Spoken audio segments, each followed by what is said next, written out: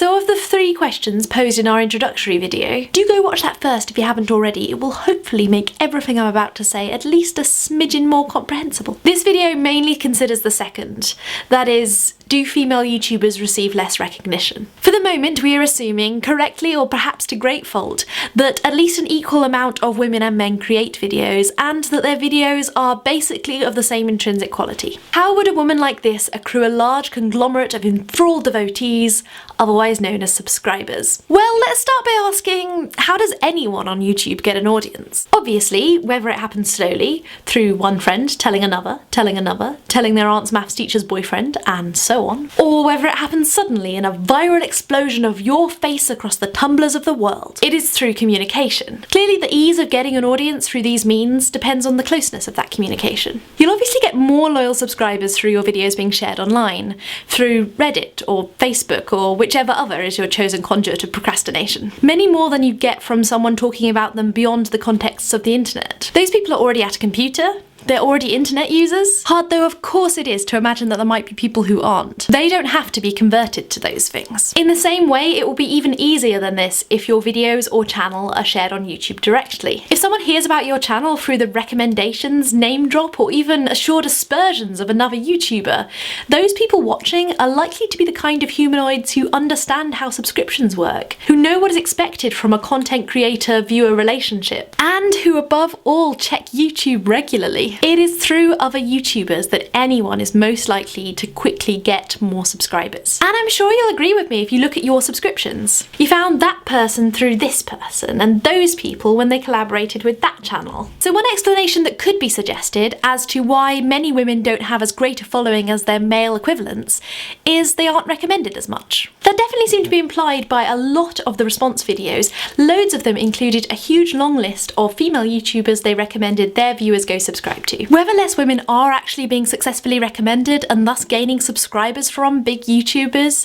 is hard to measure though, especially when I can think of quite a few female YouTubers I know of because of their involvement in highly subscribed male channels. Even beyond recommendation though, it could be argued that a male YouTuber's audience, either because of audience reaction or an intrinsic gender difference in the videos, aren't the people who will be interested in watching a female YouTuber. Thus that female YouTubers can't be recommended as successfully as the male ones, and can't use the already existing audiences of YouTube. Again, a theory, but not one I have any evidence to support or dismiss. So let's move beyond this and consider the audience itself in its constitutive parts. Firstly, I have huge issues with the characterization of the 13 to 17-year-old girl, and beyond that to female viewers in general. Basically, this unquestioned assumption that they will watch male YouTubers regardless of quality just out of some juvenile lust. Does a girl watching videos made by a guy only do so because she has a crush on him? Does she in such a way fancy every one of her perhaps hundreds of subscriptions? But Stevie, you pleadingly ask me, how else do you explain the 80%? I'm getting there, you'll see. So this 80%, this numerously quoted, widely touted 80%. It has floored me that no one, as far as I have yet seen, has asked the obvious question. Or at least not so specifically. If the population of the world is generally an equal ratio of male to female, why aren't the viewers on YouTube? Here there isn't an easy answer. One I would proffer is the chance makeup of original content. And here, by original content, I mean the kind of stuff that was being made in around 2007, when subscriber culture came about. If those videos catered to a female audience, it is easy to see a cycle start to form. Hailey G. Hoover actually demonstrated this pretty perfectly in a recent video she created with regards to Reddit. I will link to it down below if you want to go watch the whole thing, and like everything containing Hailey's face, it's amazing and you should definitely go. But essentially, she asked the question of why more girls don't use Reddit, then goes to Reddit, finds a lot of misogynistic content and content that more generally has a focus towards a stereotypically masculine audience, and then leaves. This dialectic creation and sustation of communities like YouTube is clear to see. There is an audience skewed to one preference, so content that caters to that preference succeeds. And content that doesn't cater to that preference fares poorly, isn't encouraged and thus doesn't continue to the same extent. In this way, the audience continues to be skewed to the particular they originally favoured, because new members coming along find there isn't content that caters for them,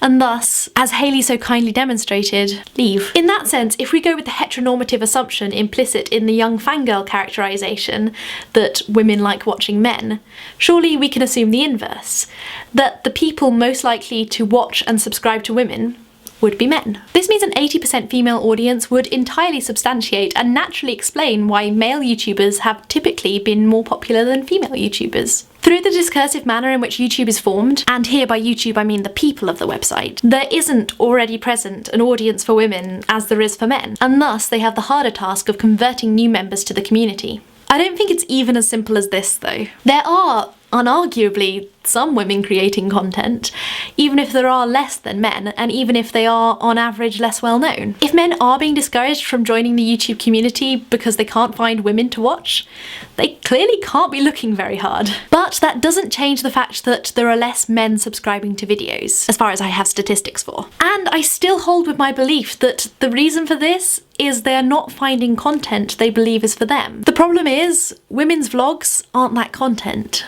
One of the reasons I believe there are more highly subscribed men on YouTube than women is because men are allowed to seek an audience. I remember quite a while ago watching a BBC documentary on Becky Cruel, a YouTuber who makes dance videos to J-pop songs. In this, the interviewer questioned her parents and asked them if they weren't worried about the older, unknown men that were watching their daughter online. I remember Becky's mother, I think, making a comment on how they needed to be careful.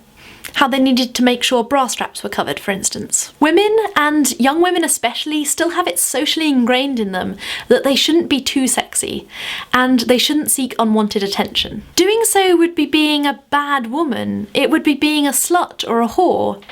It would be, in the same sense as rape culture's blaming of the victim for her clothes, dangerous. Unfortunately, this admittedly less severe abuse of women online is generally accepted. Many girls on the comments of Ben's original video claim they don't too make videos for fear of being criticised. And many women who do make videos have talked about how you just have to put up with the comments that objectify and abuse you because of your apparent sex. I would also argue that many female content creators are careful about how they act and look and speak, so as not to prompt these comments. Similarly, the male gaze and watching women has historically been associated with sexualization. Whereas it is culturally allowed for young girls to have crushes, and this, in a sense, idol-worshipping culture is encouraged by girly magazines and the like, viewed perhaps as silly but harmless, the equivalent male indulgence is basically marketed as sex. Women are allowed to watch men without any excuse.